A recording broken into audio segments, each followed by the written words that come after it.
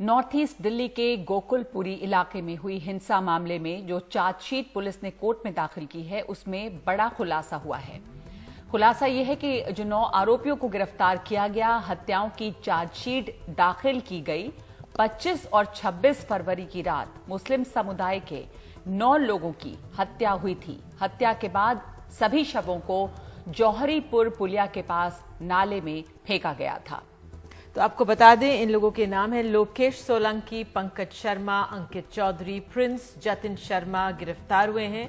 Prince Jatin Sharma, Himanshu Thakur, विवेक Panchal arrest हुए हैं और ऋषभ चौधरी और सुमित चौधरी भी गिरफ्तार हैं। दंगे फैलाने के लिए 125 सदस्यों का एक व्हाट्सएप ग्रुप बनाया गया था, पुलिस का कहना है। और ये भी कहना है कि 24 फरवरी को कट्टर हिंदू एकता नाम का व्हाट्सएप ग्रुप बनाया गया था।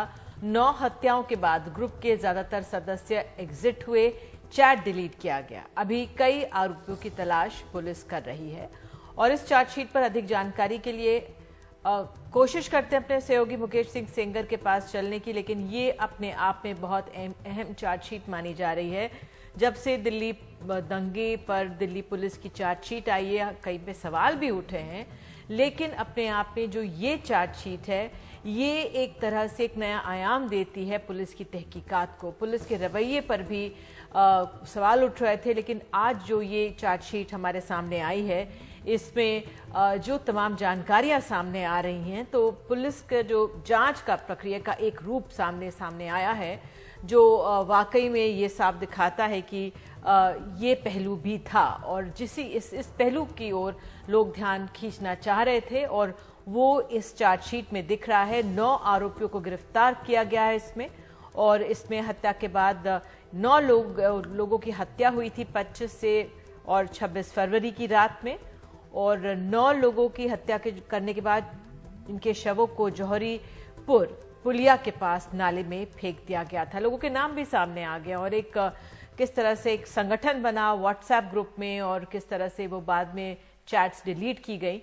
कोशिश करते हैं मुकेश, अगर हमारे साथ फोन पर ही जुड़ जाएं तो शायद हमें फोन पे भी वो नहीं मिल पा रहे हैं, लेकिन नगमा अपने आप में ये बहुत अहम है जो ये चार्जशीट। बहुत बड़ी बात ये है कि तमाम नाम सामने आ गए हैं। 9 आरोपियों को इसमें गिरफ्तार किया गया। 3 हत्याओं की चार्जशीट दायर हुई है। 3 हत्याओं की इसमें अभी चार्जशीट दाखिल हुई है और ये तस्वीरें आप देख रहे हैं उस हिंसा की जो गोकुलपुरी में, दिल्ली के गोकुलपुरी में हिंसा हुई थी। ये 24-25 फरवरी की घटना है। ये 25 फरवरी 2020 की सुबह की तस्वीरें हैं और यहाँ पर पूरा ये अब सामने आ रहा है कि सुनियोजित तरीके से ये एक व्हाट्सएप ग्रुप बना, उसके ऊपर खबर फैलाई गई, लोगों की हत्या हुई और उसके बाद जब इन दंगों के बाद जब 9 लोगों की हत्या इसमें हुई थी, उसके बाद चैट ग्रुप जो है वो डिलीट किया गया और अब इसमें तमाम लोगों के नाम सामने आए हैं। मुकेश सिंह सेंगर हमारे साथ जुड़ रहे हैं। अब मुकेश, ये एक बड़ी बात सामने आई है कि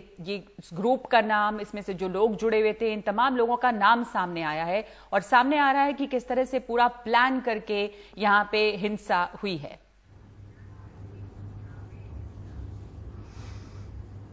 देखिए, बिल्कुल दिल्ली पुलिस ने जो चार्जशीट पेश की है कोर्ट में, उसमें चार्जशीट में साफ तौर पर लिखा गया है कि 25 और 26 फरवरी को जो गोकुलपुरी इलाके में हिंसा हुई, जिसमें जौहरीपुर पुलिया में जो 9 शव बरामद हुए थे और ये सभी शव मुस्लिम समुदाय के लोगों के थे। ये इसमें जांच हुई तो मालूम चला कि 24 फरवरी की रात में ही एक ग्रुप बनाया गया था। इस ग्रुप का नाम था कट्टर हिंदू एकता, इस तरह से इसका नाम था कट्टर हिंदू एकता।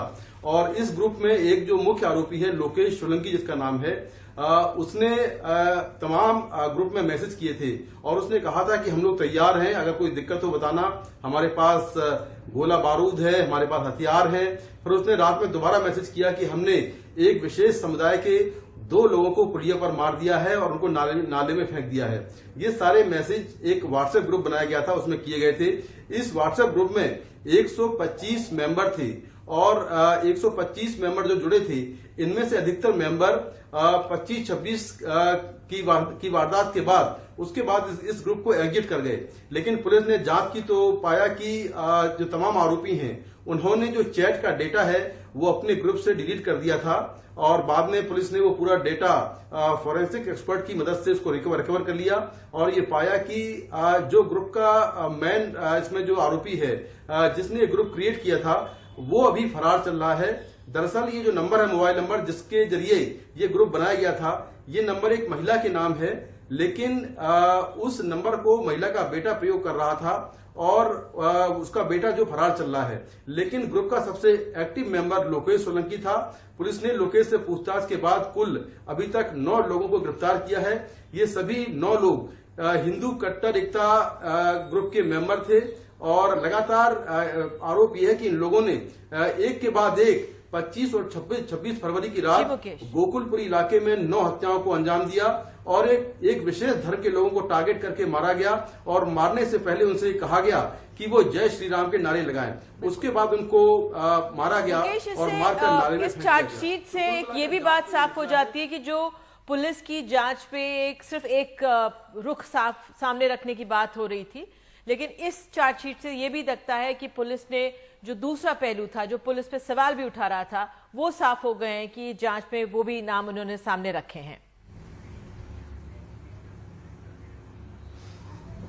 देखिए, बिल्कुल पुलिस ने जो टेक्निकल एविडेंस है उसके बेस पर ये पूरी जांच की है, जिसमें ये कहा गया है कि एक व्हाट्सएप ग्रुप बना था और उस व्हाट्सएप ग्रुप का नाम था कट्टर हिंदू एकता और उसी ग्रुप के जो मेंबर थे उन्होंने इस पूरी घटना को अंजाम दिया। लेकिन इसके पीछे और क्या लार्जर कॉन्स्पिरेसी हो सकती है ये हमें देखना होगा, क्योंकि इसमें तमाम बड़े नेताओं के भी नाम सामने आए थे, लेकिन उनका नाम ना तो एफआईआर में है ना उनके खिलाफ चार्जशीट पेश की गई है। तो कुल मिलाकर अभी एक 9 मर्डर के मामले में, जो मामले अलग अलग हैं 9 मर्डर के, जो कि 25-26 की रात हुए थे, उस मामले में पुलिस ने साफ कर दिया है कि ये ग्रुप बना था और इस ग्रुप के 125 मेंबर थे जिन्होंने टारगेट करके एक विशेष समुदाय के लोगों को मारा।